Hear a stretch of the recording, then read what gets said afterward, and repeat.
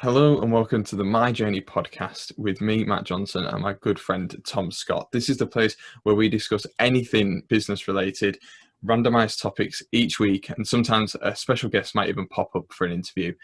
But to start off with, we check up on what we've been up to over the last couple of weeks. So Tom, what have you been up to since we last spoke? I'm finally back at work. Wow. Finally, I mentioned it in the last episode that I was going back, and yes, I'm finally back doing 2 days a week so far. So I've only done four days since we last spoke, but yeah, it's definitely different. Um, there's been I know there's a lot of things going around where people are like, oh, if you're on furlough, it's easy because you're not particularly working and stuff. Been on part-time furlough where you're trying to do all of your job, but in the few days, that's been difficult enough. But I'm lucky enough for my job role to actually be changing as well. Nice, nice. And I So know we've spoken about this talk off about this air, but yeah, previously. Yeah, just to give us a brief overview of what it is what you're moving from and what you're gonna be doing. moving from solely accounts more into still doing account side of things, but getting a lot more involved in actual projects with different parts of the business. A lot of profitability management, basically, kind of checking up on everything we're doing, all courses that we're delivering, making sure that each one is doing what it's supposed to do, as well as because we have plenty of people that are working on making sure everything is perfect for the learner, which is obviously the main aim of everything. But once all that's covered, you kind of need someone in the background that's taking care of the finances as well. Yeah, So, although it has been done, it's just to kind of solidify that across the entire company, making sure everything's working. There's some great opportunities looking into moving some things online, so I'll be getting involved in all of that. And also, it's not 100% confirmed yet, but I'm hopefully going to be, once I finish my accounts qualification in probably November, move right. on to project management, Oh, nice. which is definitely going to be good. So I'll be sat there with my two IT apprenticeships, my business one, my accounts one, and hopefully a project management one as well to go with it. Yeah, we were saying the other night, weren't we, that you're pretty much recession proof, hopefully, with that, because you can Hopefully, yeah, slide into any aspect of a business with them. So that's really good. I'm quite excited for you. It sounds like a really interesting role. definitely. It's one of the things where it's coming very quick. A lot of the things that are changing are kind of happening 1st of September, and since I've only got a few days pretty much on the run up to it, it's becoming a bit testing. The days fly by, and I don't seem to have enough hours in each one of them. But yeah, it's definitely good. I'm hoping now I'm kind of on top of going through every single email that I've had over the past 3 months, and anything that I was working on home from before, getting that printed out, filed away, all your little Yeah, admin type things. I think I'm finally on top of that, which nice. means now I can kind of focus on everything else going forward. But yeah, it's definitely been a bit of a juggling act the past few days trying to get on top of it all. Yeah, I can imagine. Like you say, returning to work is even like when you've been on holiday or whatever is like a big task. But to return after so long and only on a part-time basis, it Yeah. must be an admin nightmare. But with all your qualifications, you seem to be set up Oh right for yeah, it. just yeah, it's fine. Yeah, yeah, Brilliant. definitely. I think I might try and go. I might need to find out some statistics for the amount of apprenticeships one person has been on in the UK because I'm getting up there now. I think I could definitely go for it, especially after my project management as well, because I could quite easily carry on my accounting as well. Yeah, yeah, But, that's cool. so we'll see. But yeah, enough about me. What have you been up to? Um, well, since I spoke, I had a really interesting conversation with a prospective client off the back of a workshop that I did, Yeah, and they've now become a client for the next 3 months minimum. perfect. So really good, really nice team. Just launched a new product. If you've been on my socials, you'll have probably seen me sharing some stuff. But yeah, really cool, innovative product around like hand sanitization. Trying to make that the norm for people. So yeah, really, Yeah, really cool project. And then a couple of other conversations happening. So fingers crossed.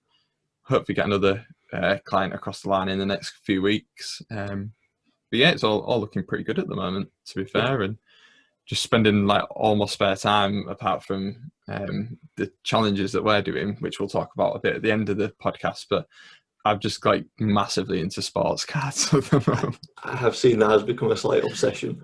Yeah, and like just every day I'm like, oh, I might buy some more of them, and just, yeah, every day is a delivery day for me at the moment Yeah. with new cards and stuff, which I'm loving it. But yeah, it is becoming a bit of an obsession. Yeah. So maybe need to rein it in. Rein it in a bit. Always is when you start these things, because the more and more you look into it to gain knowledge about it, the more you actually see and go, well, actually, that's quite a good deal if I pick that up now. Yeah, definitely. It's oh yeah, I'm spending so much time on eBay like that. Just looking through sold listings, seeing what price it should be, then trying to find a bargain, finding lots of bargains, and Yeah. thinking, oh, I should do this. Like, I got myself into a trap yesterday as well, where there's a card that I really want, and two of them were listed, and I'd bid on one and then found the next one later on, but Yeah. the one that I'd found later was ending sooner. I had a better chance of winning. I was like, do I bid on both? Then I might end up with both, and then Yeah. I'm really spending over budget if I buy two instead of what. I didn't win either of them in the end, so it was a complete. But yeah, but yeah, that's just becoming a currently healthy obsession. Probably turning unhealthy in the next few weeks. So. Oh, well, good luck with it all. Oh no, thank you very much. But yeah, hopefully we can get some more clients and fund the obsession. Hopefully. Speaking of, just touching back on something you mentioned in the episode before, I'm presuming you still can't talk too much about it, but there was talks of a specific quite high-end client, quite a big project. Yeah, How's that kind of going? Still not heard from him, but I wasn't expecting to have heard from him as of yet. So it's not too worrying. I just need to keep in contact with them. The issue is they've got representatives at the co-working space, but I've not moved back to it yet. Yeah. So I could be. That's one negative, is not going back to the co-working space. I could be chasing them, like just happening to bump into them in the reception area and just shouting across saying, have you had a chance to think about that? Kind of thing, which I don't get. I have to actually message them, which is a bit more like you are chasing them.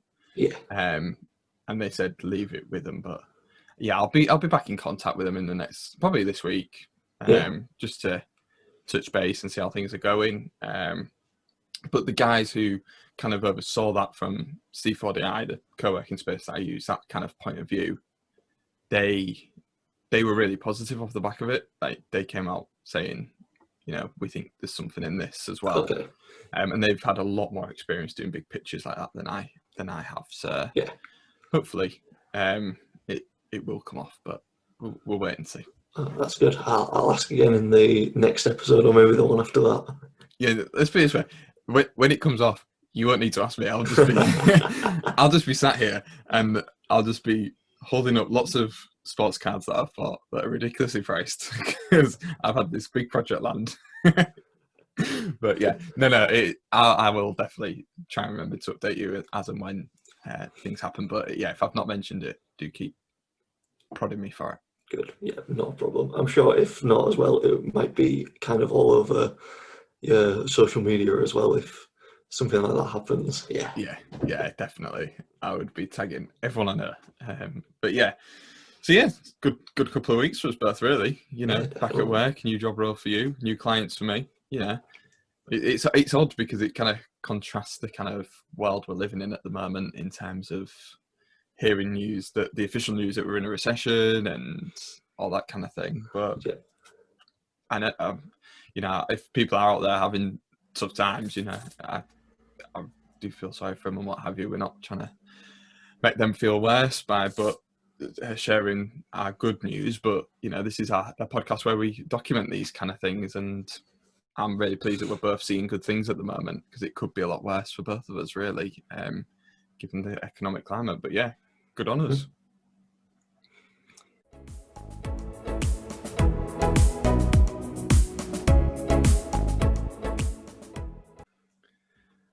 So this week, once again, we'll be randomly generating a topic from our long list. As ever, if you want to add a topic to the list, just drop me a message at the MJ Social on Facebook, Twitter, or Instagram.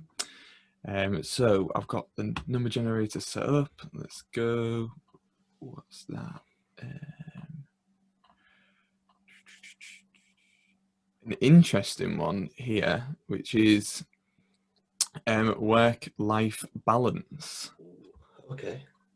which is quite an odd time for that to come up, I think, really, because we're in the midst of this kind of like pandemic, and we've had a long period where work-life balance has probably been more up in the air than it has been at any other point before, Yes. because like working from home for a lot of people, how do you balance that?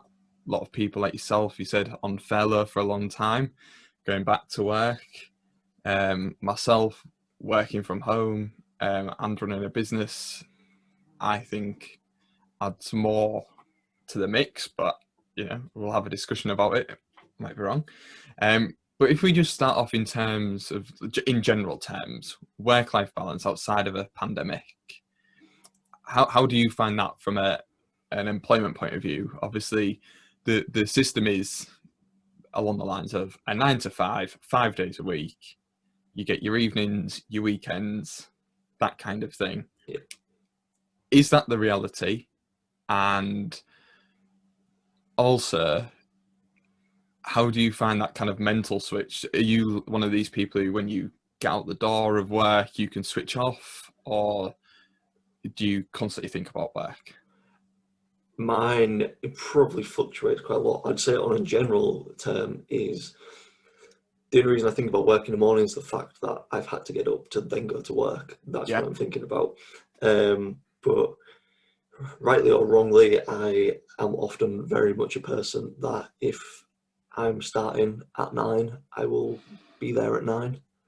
Yeah. Um, I don't particularly eat breakfast in the office. I don't have hot drinks. So when I turn up to the office, I walk straight to my desk. I turn my laptop on, and I'm ready to go.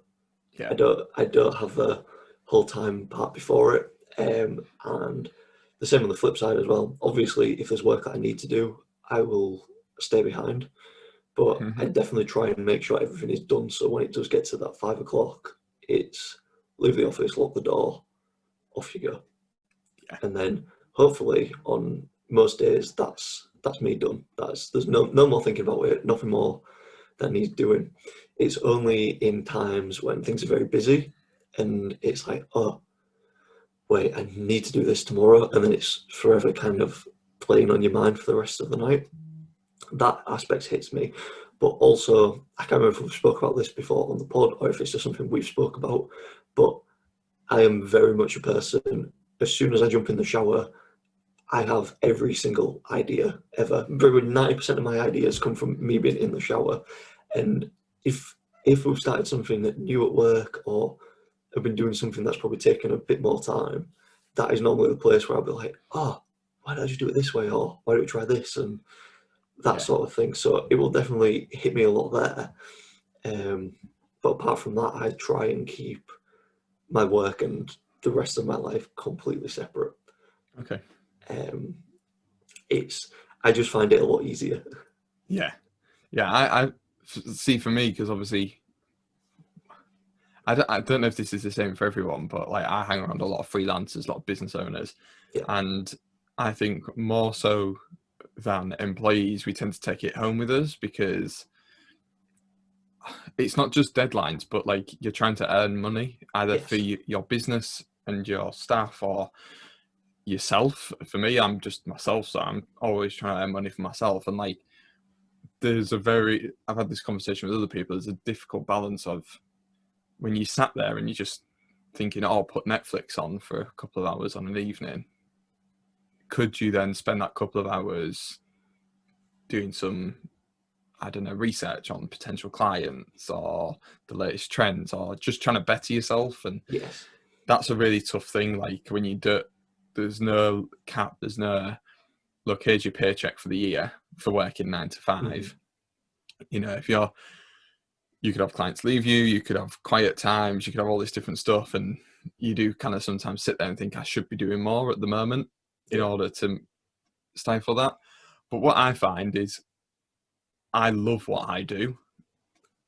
So And I was having this conversation with my dad probably a week or two ago now, and he was saying like everything you do, if you think about it, is business related. Even the stuff you say is a hobby is business related. Like my sports cards collecting is all about flipping and making money and Yeah, stuff like that. And I was like, yeah, but I just love it. Like, that's the thing, isn't it? Like, yeah, but you're kind of in that perfect part of, because everyone always says like you got to do what you enjoy doing. yeah, Like if you can get that, then you pretty much wouldn't. No matter, like, yeah, you could be driven for the money side of things, but if you're making enough to get by and loving every single day of what you're doing, that's better, I think, than someone that could be earning a bunch more but is just miserable every single day.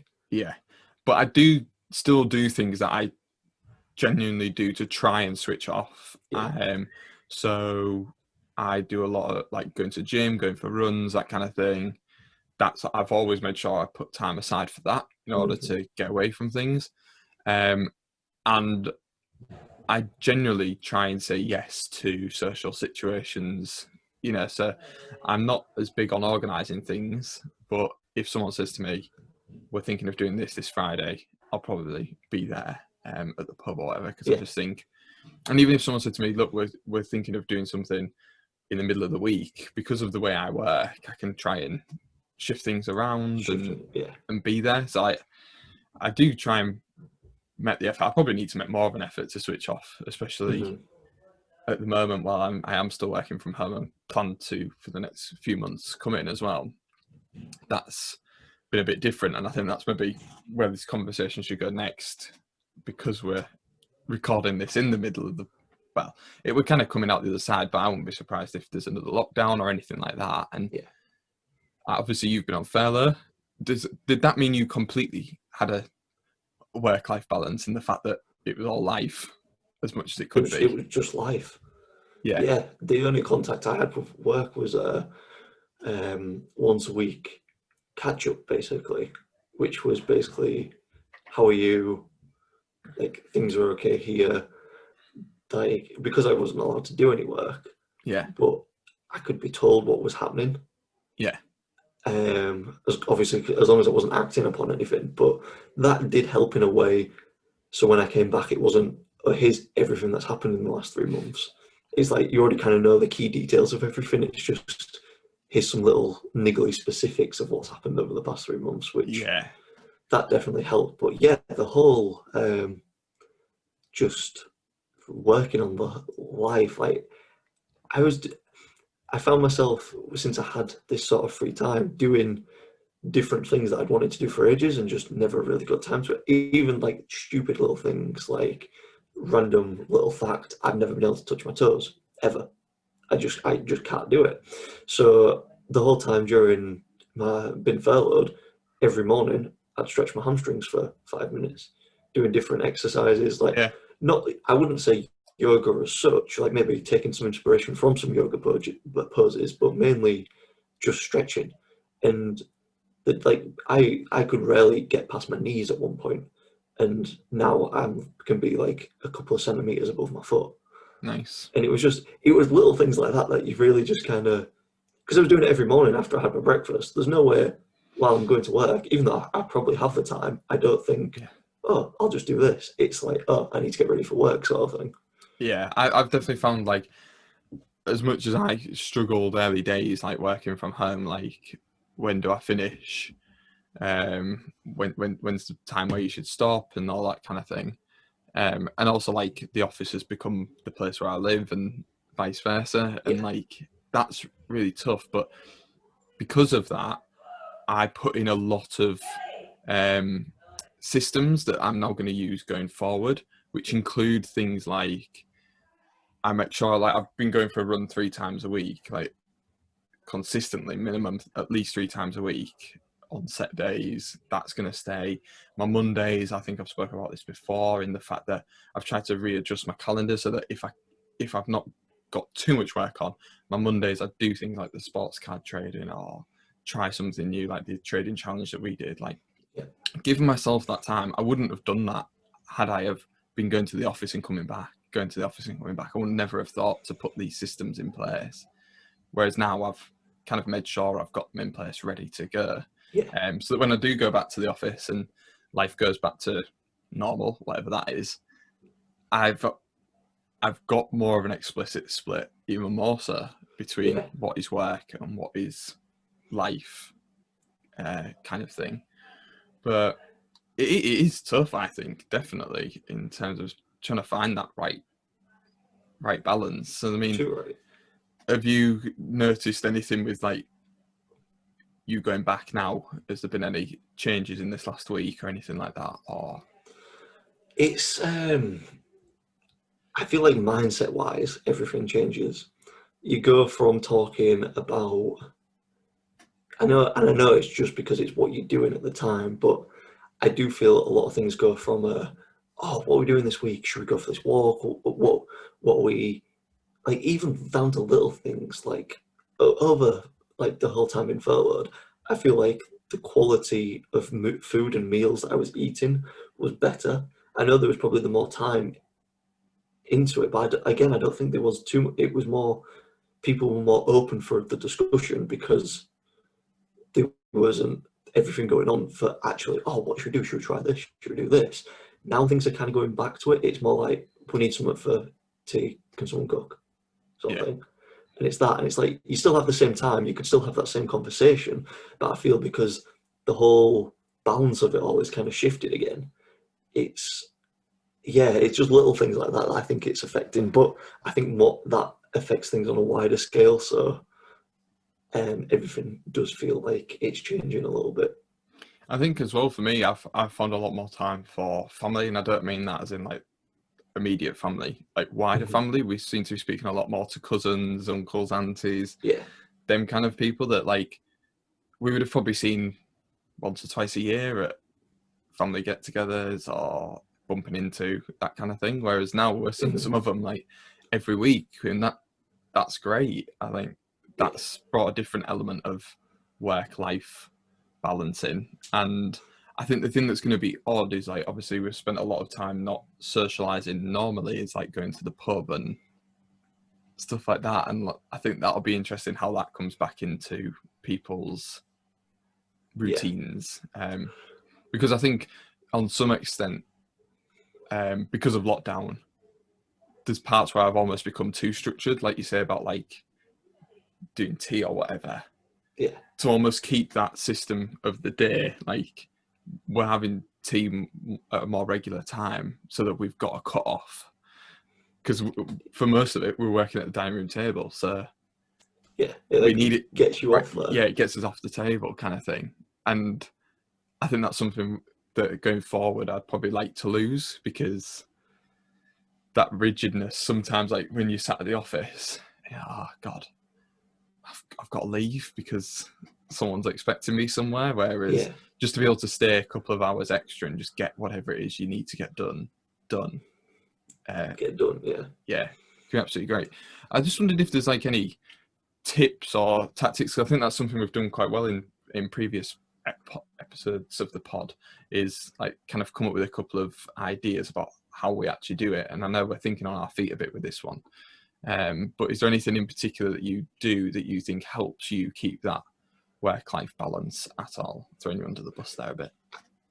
No, that's fine. I definitely think there's like a few things, especially from like my side of stuff. It's drawing that line and being consistent with the line. Like little things. I don't have a work mobile. Nice.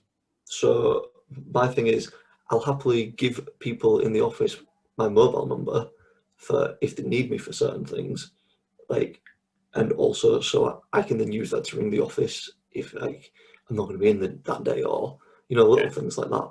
I'm happy for that sort of thing. Or just your little tiny bits like, oh, can you go pick up some milk on your way in, sort of thing. Yeah, sure, that is completely fine. But it's then drawing the line of, yeah, but I don't want you ringing me on this all the time, and I'm not going to use this.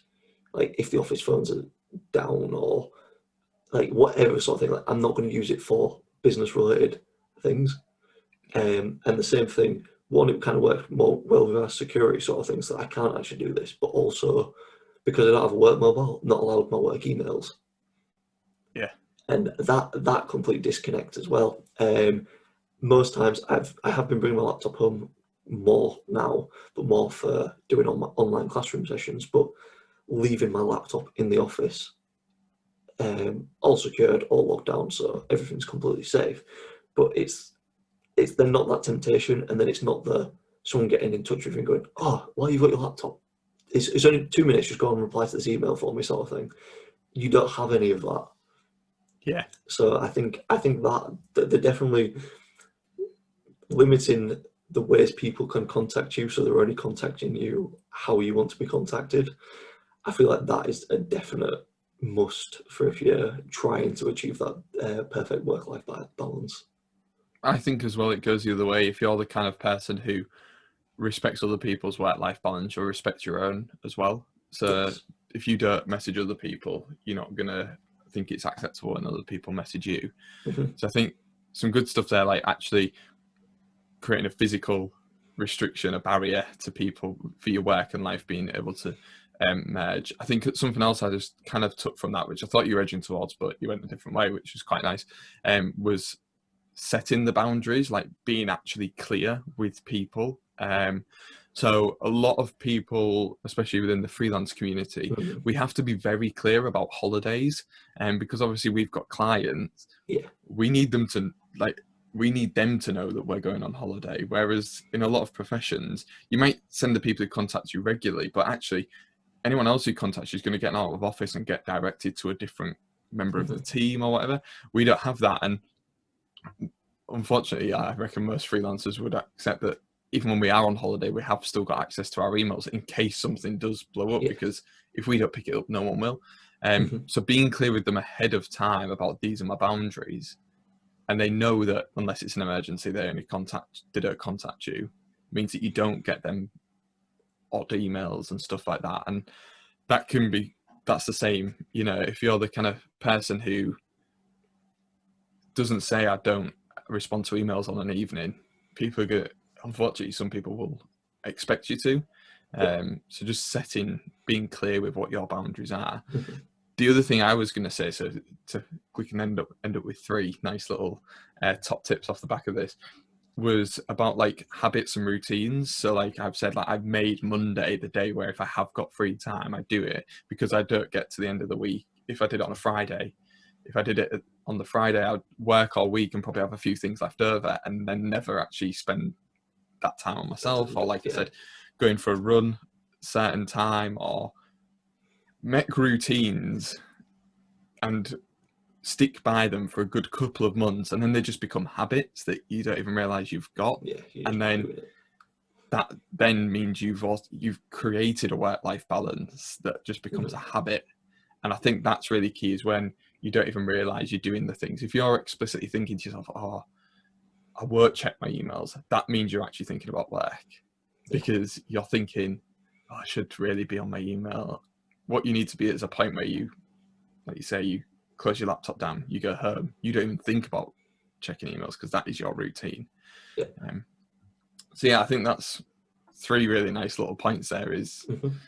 physical barriers, in terms of like restricting how people can interrupt your own work-life balance, being clear with your boundaries, and then creating habits and routines. Yeah. Do you think there's anything else? I think there's plenty of other things you could add in, but is there Plenty, anything else? plenty of other things. One little thing I wanted to touch on is one thing I think I want to start working on as well is, even though you have the balance of it, kind of making it so, say when you're at work, you are talking to people not about work. Yeah.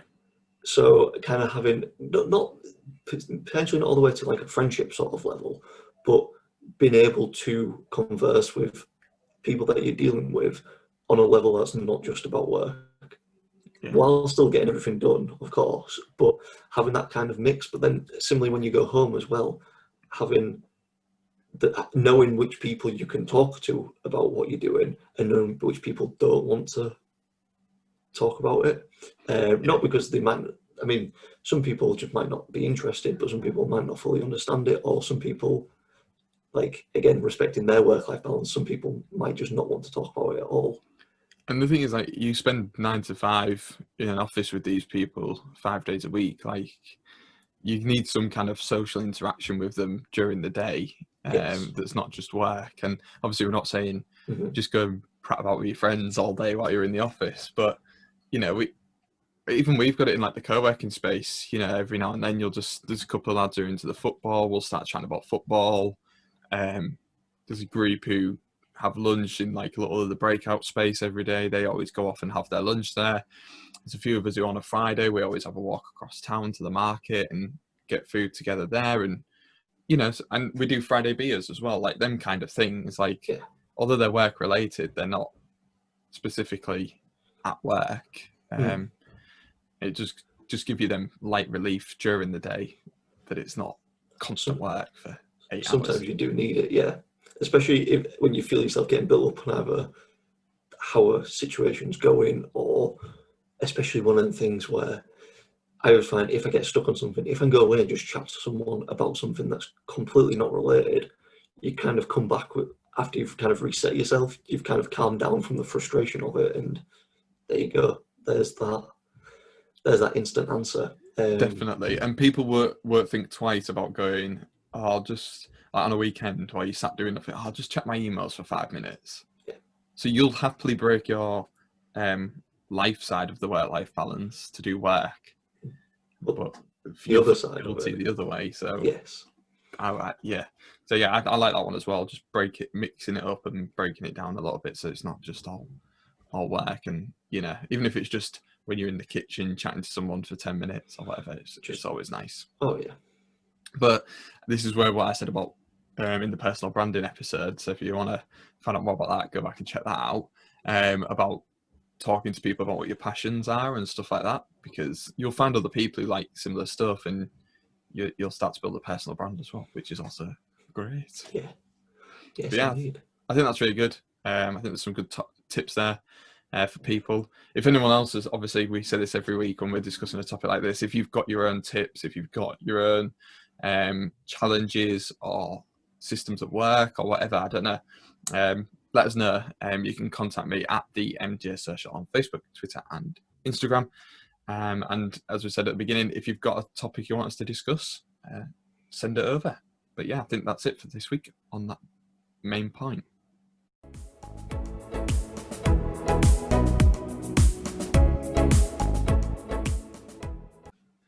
So this week we're going to round off by talking about another project that me and Tom are involved in. It was originally called the Idiot Trading Challenge, which we've spoken about on the pod. We're thinking about doing some more stuff about our experience around that in a future episode of the My Journey podcast. But we just wanted to let you know about a few changes that happened in terms of that kind of side project. And you've kind of led on this, Tom, a little bit. So I'll let you kind of explain. You did the nice little video about it on our YouTube channels. Yes, there is a video which hopefully will be linked somewhere or on the socials somewhere. But yeah, the Idiot Trading Challenge, if you've not heard about it, it's basically a challenge where we were kind of starting off with so much money using Trading 212 and trying to basically get the better of each other, see who could end up with the most money overall. There was forfeits through it, there was different changes that kind of happened. All of that is currently on YouTube. I think the kind of second season, if we're like unofficially calling that, the third episode will have just come out by the time you're hearing this. But yeah, as of now, it is the Idiot Trading Challenge on YouTube, but that is going to be changing. The name's going to be changing. We're getting some graphics that are going to be changing, so thumbnails are going to be going on for a different kind of theme. The way we edit videos and how that content is kind of put across is all kind of going to be changing, as well as the content itself, really. We have spoke about this for a while, but we're looking to kind of branch out into keeping the challenge aspect of it, and hopefully a lot of the time through it, the business / money making. Similar sort of conversations that we kind of have on the podcast, but I think a lot of the times we could potentially be using some of the tips we have in here and putting it into practice almost. Definitely. Without giving too much away, one challenge that we're going to be potentially looking at is some form of flipping challenge.